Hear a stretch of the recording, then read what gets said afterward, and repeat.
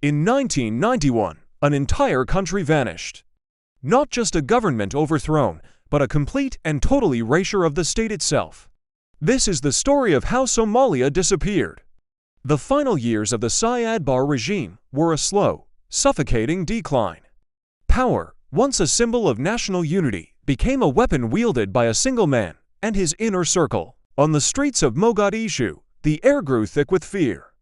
Military patrols became a common sight, a constant reminder that the state was watching, not protecting. Public trust in the government evaporated. It wasn't just a political crisis. It was the beginning of a national unraveling. People no longer saw themselves as Somalis first, but as members of their clan, retreating into ancient loyalties as the nation fractured around them. Across the country, resentment boiled over into open rebellion.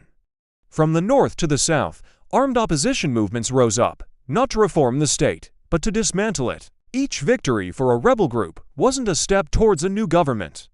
It was another piece of the country breaking away. Animated maps from the era show a nation literally coming apart at the seams as central authority vanished region by region. The Somali National Army, once a source of pride, began to dissolve. Soldiers deserted, taking their weapons with them, often joining the very militias they were supposed to be fighting. The state was losing its monopoly on violence, a fatal blow for any government. Then came the economic death spiral. The currency became worthless paper. Basic goods disappeared from shelves. Life became an exhausting, daily struggle for survival. Families who had lived in cities for generations were forced to flee, not just from the fighting, but from starvation.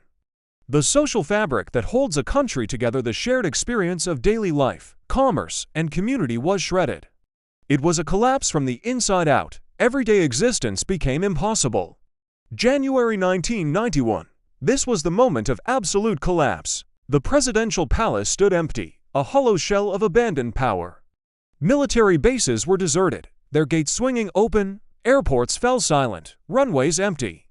Ports, the lifelines of the nation, were no longer under any state control. There was no government, no army, no police, no law, just a vacuum. Somalia had ceased to exist. Into this void stepped the warlords. Rival militias, armed with the remnants of the National Army's arsenal, carved the country into personal fiefdoms. Mogadishu became a brutal battleground where power was measured by the number of guns you commanded.